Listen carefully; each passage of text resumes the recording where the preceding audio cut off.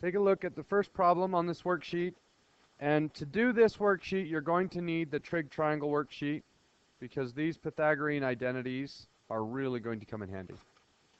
So for this, our goal is to prove that this equality statement is true. The nice thing is, it doesn't matter how we prove it. If we can prove that that right side equals 6 and the left side equals 6, then we're done. The bad news is, there really aren't any rules. Well, that's wrong. There are rules, but one solution method doesn't always work. It might work on the first problem, and it might make the second problem really quite awful. Okay? So let me show you a couple different ways to do the first 5 problems, and then you're just kind of on your own. So for number 1, how would we prove that all of that equals secant squared? Any ideas? We could switch everything to sines and cosines. Don't write this down because this is going to be more work than is necessary, but I'll do it. So sine over cosine times cosine over sine times sine over cosine equals 1 over cosine squared. Everybody get that? Don't write this down. So now let's multiply this in. Well, if I times these two together, what do I get? 1. If I times these two together, what do I get? Sine squared over cosine squared. What? Okay, well, how do you add two fractions? You need a common denominator. What's the common denominator? Cosine squared. So this would be cosine squared over cosine squared, right? So cosine squared plus sine squared over cosine squared equals 1 over cosine squared. Does this look familiar?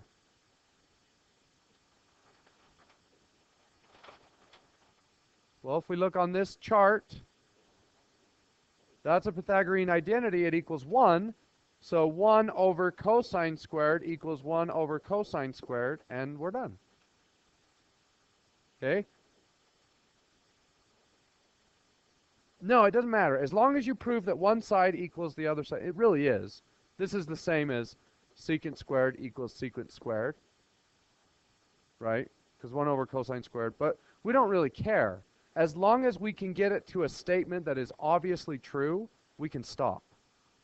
But there's a much easier way in this case. We know that this is a true statement, that tangent squared plus 1 equals secant squared. So if I look at the original problem, I almost have that, right? This matches this. So I already have this. Can I create that? Well, we times these together. Tangent cotangent plus tangent squared. Ooh, I'm even closer. Because now I have a tangent squared and a tangent squared if only the rest of it equaled 1. But what is tangent times cotangent? Why? Tangent times 1 over tangent is 1. So I get 1 plus tangent squared equals secant squared. And that's a Pythagorean identity. So I'm done. So the first way was much more difficult. If you're doing something that makes things worse, stop and try a different method. Because most of these have simple solutions. Not all of them. So look at number 2. Let's be smart about number 2. Does it look like something we already know is true?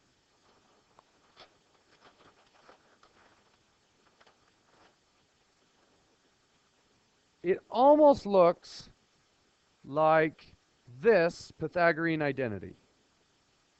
I've got the 1 and I've got the cosine squared. Can I show that this is equal to sine squared? How? Well, turn it into sines and cosines.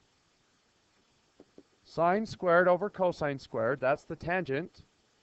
And that's times by the cosine squared, and the cosine squared cancel, and I'm done. Now, there are much more complicated ways to get to the answer, but that one was the fastest. Okay, any questions there?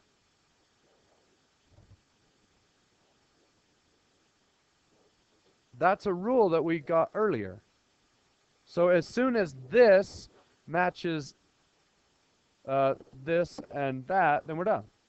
Now, it might turn out that you prove that one side is 1 and the other is 1. So you're not necessarily looking for one of these, but if you can turn it into one of these, then it's easier. Okay, number 3. What do we do with 3? Does it look like anything that I have? Does it look like any of these?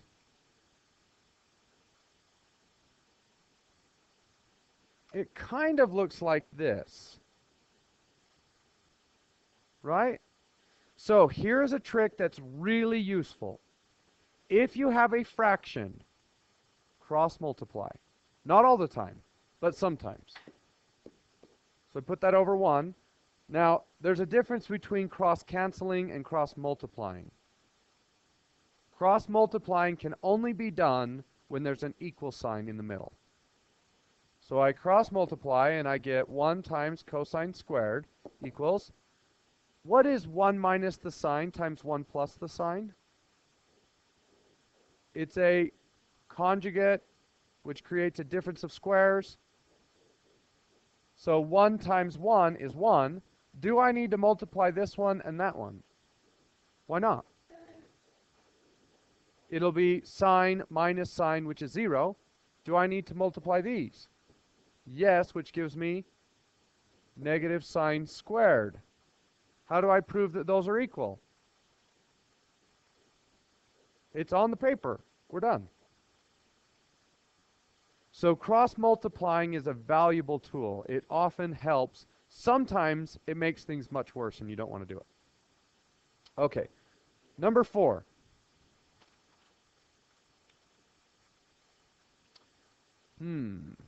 What do we do with number 4? We could cross-multiply. Let's cross-multiply, turn things into sine and cosines. It would be pretty easy. But let me show you another way. Okay? Does anything on there look like this? It kind of looks like that. But if another version of that one, where did I put it, is right here. This matches that. So let's use substitution. I can replace 1 plus tangent squared with secant squared. So secant squared over cosecant squared is equal to tangent squared. Is that true? Well, I don't have a formula for it, but can I prove that it's true? What is the secant? Well, can I just go ahead and get rid of all the squareds? Can I square root both sides? Yeah. So let's forget that the squareds are there. So is secant over cosecant equal to the tangent? Well, what is secant equal? 1 over the cosine divided by 1 over the sine. How do you divide two fractions? Flip in times which one? The bottom one. So I flip this upside down. Sine over 1, which equals sine over cosine, which is equal to the tangent.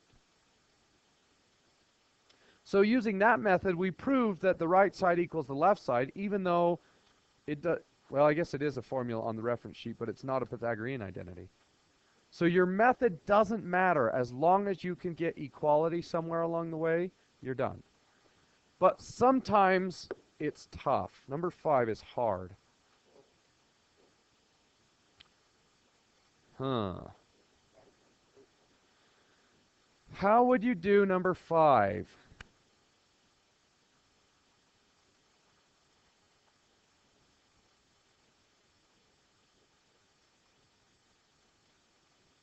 Can we use any of the Pythagorean identities? No, why not? We don't have any squareds, so that doesn't help.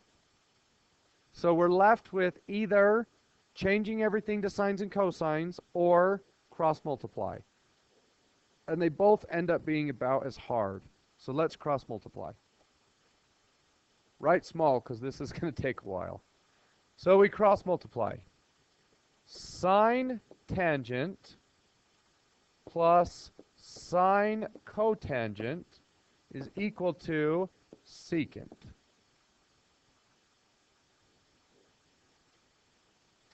And now we're going to change everything to sines and cosines. I'm not going to worry about this. I'm just going to leave the secant there, and if we can prove that the left side is secant, then we'll be done. So if we change the left side to sines and cosines, sine times sine over cosine plus sine times cosine over sine. Now what?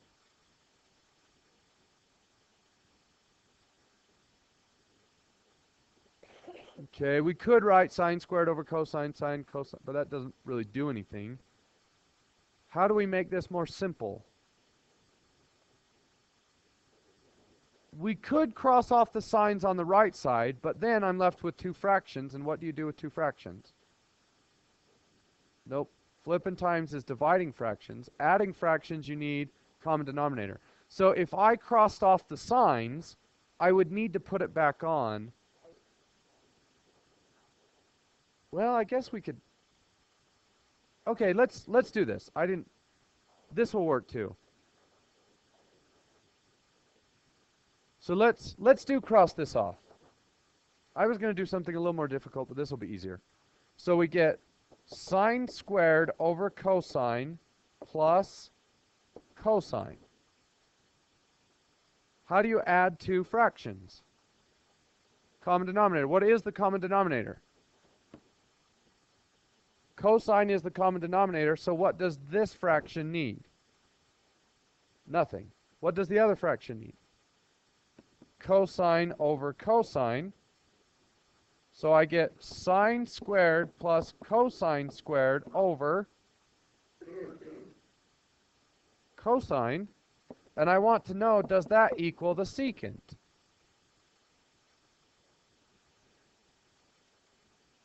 Well, if we look at our Pythagorean identities, the first one, sine squared plus cosine squared, is 1.